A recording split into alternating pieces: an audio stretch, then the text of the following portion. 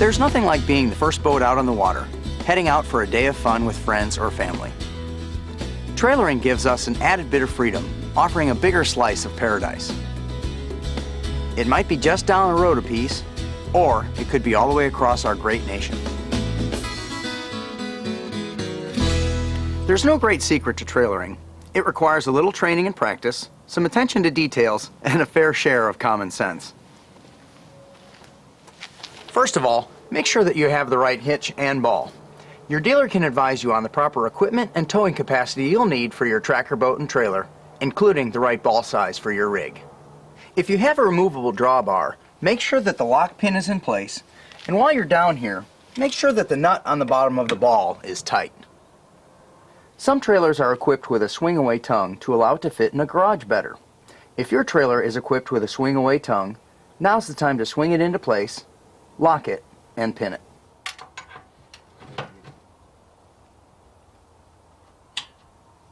Once everything is in place, simply lower the tongue with the jack until all the weight is on the ball. Sometimes the coupler doesn't slip easily over the ball, so you may have to wiggle it a little to make sure it's properly seated. Then lock the coupler, insert the locking pin, and hook up the lights and safety cables.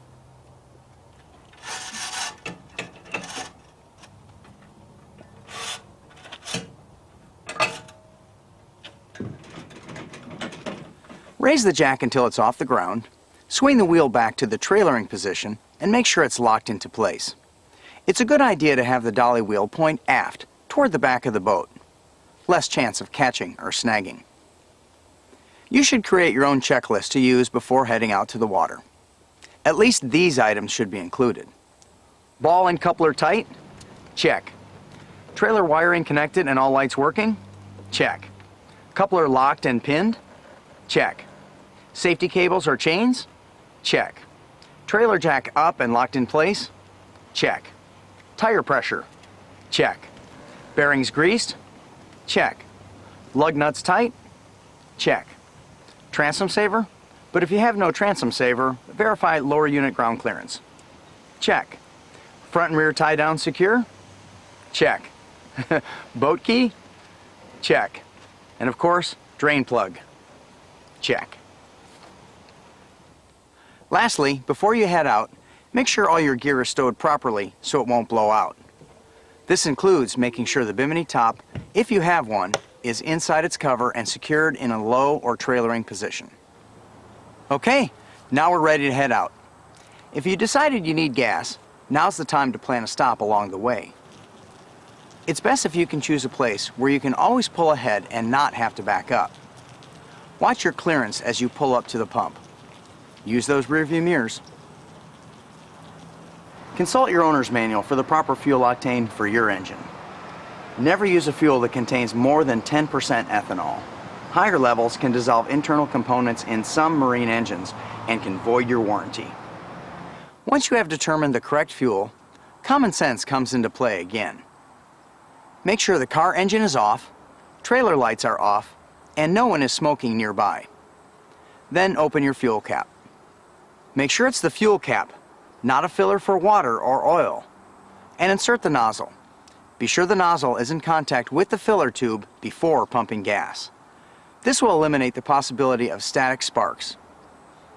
It's best to fill the tank slowly and never leave the filling unattended, as overfilling or spills can occur. If your boat has a portable tank, always remove the tank and place it on the ground. This eliminates the possibility of a static spark. Never overfill the tank. Always leave an inch or so at the top for expansion. Make sure you tighten the vent on the fuel cap to prevent any spillage while traveling. All right, everybody ready? Let's head to the ramp. Now we get into highway driving. Here are a few more tips to help you along. The first thing you'll notice is that your vehicle accelerates a lot slower. You've just added several thousand pounds to your rig, and that takes a little getting used to. When passing other vehicles, be sure to allow lots of extra room. Your rig is now much longer than you're used to. Give it plenty of space. Use your mirrors and use your turn signals to signal other drivers. Nice and smooth with the steering wheel. Sudden or sharp moves can cause the trailer to whip, which could lead to loss of control. It's a good idea to stop occasionally and check both your tires and your bearings.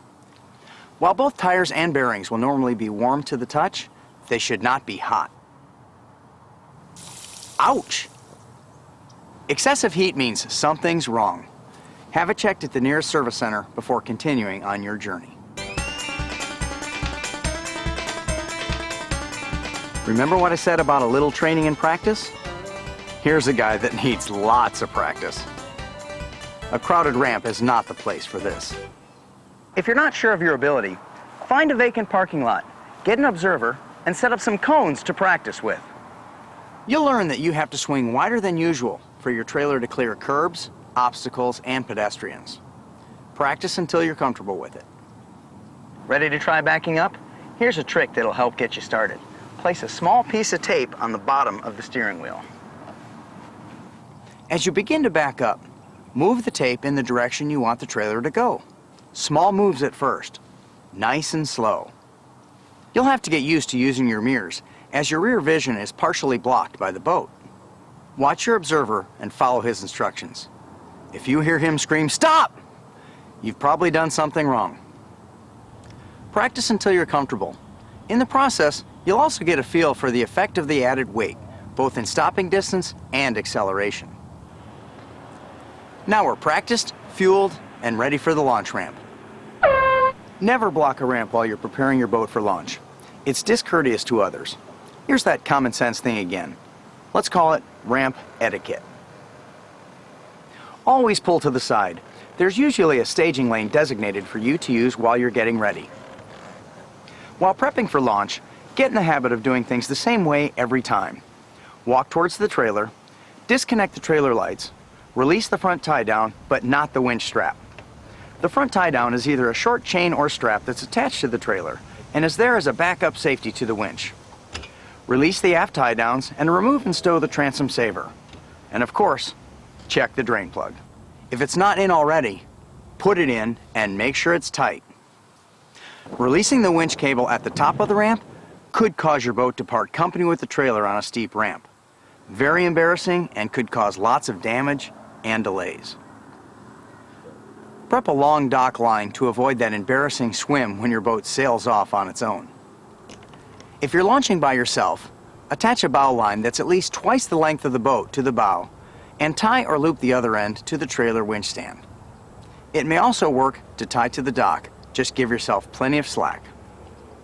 If your trailer is equipped with surge brakes with a backup release, you may have to leave the wiring hooked up so the electronic release will let you back up. If your trailer wiring has this system, it will have a 5-pin male plug to attach to the vehicle's plug. Some trailers only have a manual release. Now's the time to release the brakes so you can back to the ramp. Okay, ready? The lane is clear. It's your turn. So let's get to it. Think about ramp etiquette. If the ramp has more than one launch lane, be sure to line up on just one side to keep the others free. Always try to line up straight with the ramp because it's easier to back in a straight line. Have your launch partner guide you back. Turn off your radio, dummy, and roll down the window so you can hear him. When all is good and you're close to the water, stop and let your partner in the boat. Then continue backing until you're far enough in to back the boat off. The fenders just underwater is usually pretty close to the right spot. Place the vehicle in park, set the parking brake, and get out. Here, a knowledgeable boater has a wheel chock handy to put behind the tire. The chocking becomes more important if you're working with a standard transmission, since there's no park. This is the time to go through the before starting procedure. Refer to Chapter 4 for correct starting procedures if you have not already done so. Now your partner lowers the engine and starts it, letting it warm up briefly, being very careful not to over-rev. Now you can release the winch cable and watch as your partner gently backs off the trailer and away from the ramp. If you're by yourself, try to minimize the time on the ramp if anyone is waiting to launch behind you. This is when you back in, use the bow line to guide your boat to the dock or beach, and return to your vehicle as quickly as possible. Then move to a designated parking area. Now is a good time for an inspection of your trailer. Make sure the bunks are free of any damage to the carpet or structure. There should be no holes, torn carpet, or screws or bolts protruding that could damage your hull. When you're ready to reload, back down until the bunks are all the way underwater, then pull forward until the water is about halfway up the bunks. This wetting procedure will make it easier for the boat to slide up the bunks. Steeper or shallower ramps may require slightly different procedures. Follow the same steps as when launching. Shift into park, set your parking brake, and chock a wheel. Approach the trailer slowly, trying to make sure the bow is centered between the bunks. Tilt the motor up slowly to avoid contact with the lower unit and the ramp. Slowly increase power until the boat makes contact with the stop on the trailer winch. Again, having someone to guide you is a big help. Reduce power immediately upon reaching the stop. Too much power or speed here could cause the boat to jump the stand, causing damage. Some ramps prohibit power loading. Be sure to check the signs and wordings at each ramp you use. If there is a sign prohibiting power loading, you'll have to cut the engine as soon as you make contact with the bunks. Tilt the engine up and hand winch the boat to the stop or roller. Make sure the ratchet lock on the winch is engaged and the cable or strap is not freewheeling. A spinning handle can do lots of bone-crunching damage. If you have a larger boat, it might be a good idea to invest in a power winch. Consult your tracker dealer for details. Once fully on the trailer, double-check that the ratchet lock on the winch is set and attach the bow tie down. Be sure your engine is tilted up before pulling up the ramp. Failure to do so could cause the unit to drag the ramp, causing major damage. Retrieve your chock, put the vehicle in low or first gear, and release the parking brake. Then you can pull slowly up the ramp, checking in your mirrors to see that the boat is centered on the trailer. If it is not centered, back it into the water again and reload until it is. Never trailer a boat that is not centered on the bunks. If all is in order, now you can move the rig back into the staging area to keep from blocking the ramp for others. Most ramps provide this area so you can prepare your rig for towing to your next destination.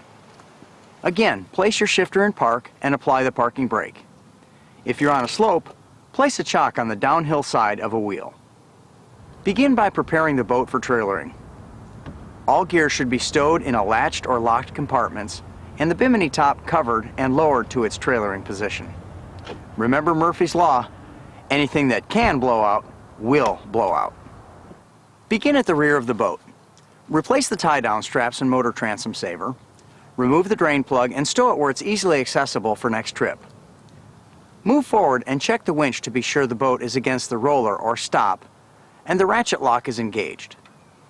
Check the bow tie-down, reconnect the trailer lights, and double-check that the coupler is secure to the hitch and the lock pin has not been removed. One final check to be sure the trailer lights are working properly and we're almost ready to go. What about those weeds on the trailer? Spreading of water weeds and other aquatic life is a serious problem. Be sure you know all the local and state regulations for cleaning your boat before launching in another lake. Failure to do so can result in a ticket and a stiff fine. It's common sense. No one wants to be responsible for contaminating a clean body of water. Attaboy. Well, you've made it home safely, but the work's not quite finished. You'll want to be sure that the lockers are free of any food items that might spoil or attract critters while the boat is being stored. Finding a smelly science experiment or a colony of ants next time you go out can spoil your day. Also, remove any wet towels or items that might mildew. Next, especially if you've been in salt water, wash the boat, including the bilge, with fresh water, paying special attention to the engine and trailer. Key areas on the trailer are wheels and brakes, springs and fittings, as these are especially vulnerable to salt damage. Your outboard may have a flush fitting on it to flush out the salt water. Before storing your rig inside or installing the cover, the boat should be allowed to air dry or towel dry to prevent mildew. Inside storage is always preferable. If the boat must be stored outside, be sure to cover it, chock the wheels, and double check that the drain plug has been removed.